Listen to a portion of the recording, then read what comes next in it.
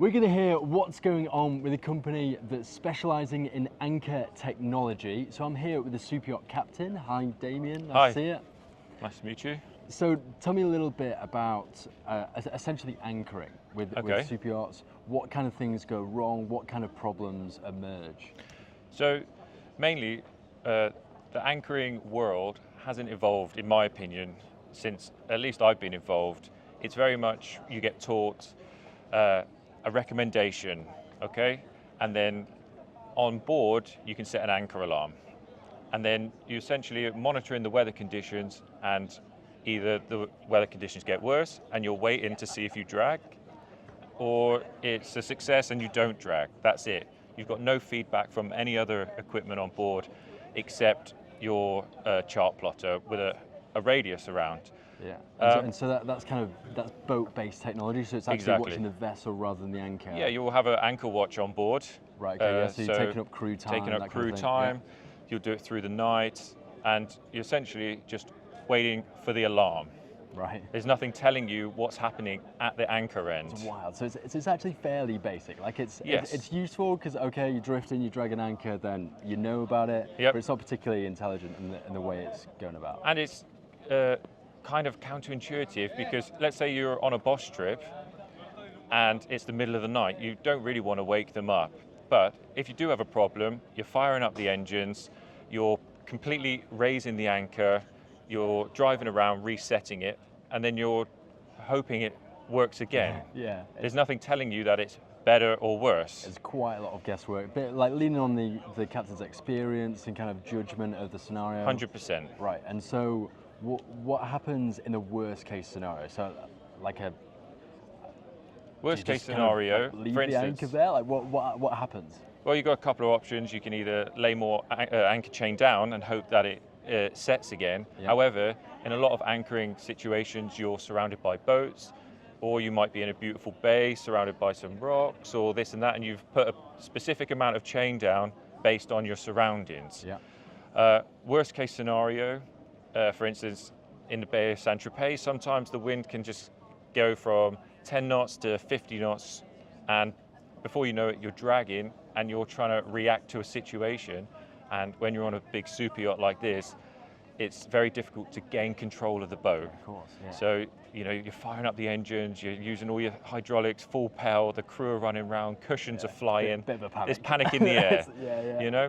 Whereas with the technology with this system, it will give you lifetime feedback on what is happening with the anchor, and it will build up a picture.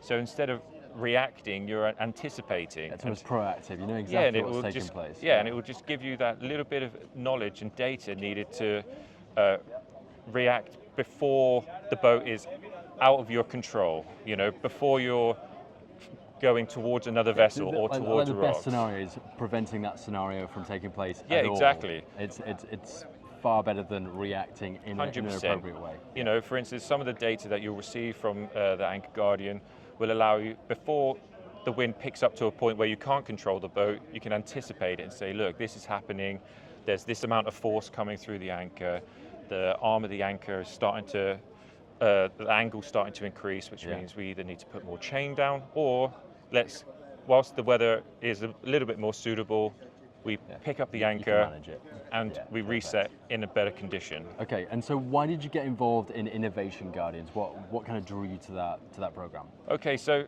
actually it was through word of mouth that got me interested. Thomas was introduced to me by another super yacht captain, and because the itinerary of our yacht suited, let's say, to take part in a trial situation. That was on my previous boat. And as soon as I spoke to Thomas about it, and he was telling me what it will provide for the yacht, straight away I was interested, because actually the boat I was on at the time, no matter how much chain I put down, it would drag. Right. And suddenly I was thinking, that would be great information to have. Perfect problem solved. Yeah, and the boat was a 46-meter sailboat. You could set the anchor sometimes 50 meters in 5 meters, or and still, if the wind picked up above 30 knots, I knew I was dragging, 100%. Yeah. So that tweaked my interest, And then when you actually start thinking about it from a captain's perspective, you've got your depth sounders, your GPS, your VSAT, you've got all these electrical systems on board to help you navigate and everything, but then there's nothing for the end game. There's very little, very little. Yeah, there's nothing. Yeah. It's still, in this day and age, with all the innovation in the super yacht world, we've got nothing that is for the anchor end. It's still your recommendation of, say, scope 5-to-1, 3-to-1. Yeah. And that's it. That's it. Like, you set your anchor, you dig it in. At the beginning, it digs in, and then it's just a waiting game. Yeah. It either works or it doesn't. Yeah, perfect. So that was really what got it. And obviously, I don't know. I really like the design. I like the idea behind it, and the information that you'll receive will just. It's exactly what you need to know, and it's right there. And otherwise, you wouldn't really be able to gain those insights and know exactly what's taking place underwater. And when you talk about it and the information you receive, then you start thinking, why isn't it on board? Why is that happening? And so you're already proactively solving and why is it not on board already, sort of thing? Yeah. Because it makes sense. That's perfect. So thank you very much for this interview, but then also just being a super yacht captain and encouraging the startup technologies, because looking forward in the industry, we need these technologies to exist, and without people like yourselves, like giving these companies a chance and trying it out, it's really appreciated. It's good to see. I don't think that many captains will not want to have it on board or try it. The big thing to try and break through is with owners, because from an owner's perspective, when they're on board, they don't have any. They're not thinking about the anchor. They're not thinking about the anchor. About the they just expect the crew to put the boat in a safe situation and for it to work. It just work. And for it to just happen. I was very fortunate with the boat that I work on at the moment that me and the owner have anchoring conversations all the time, because he's he takes part in a lot of the driving of the boat. Or it has a bit of a technical mind behind it. Exactly.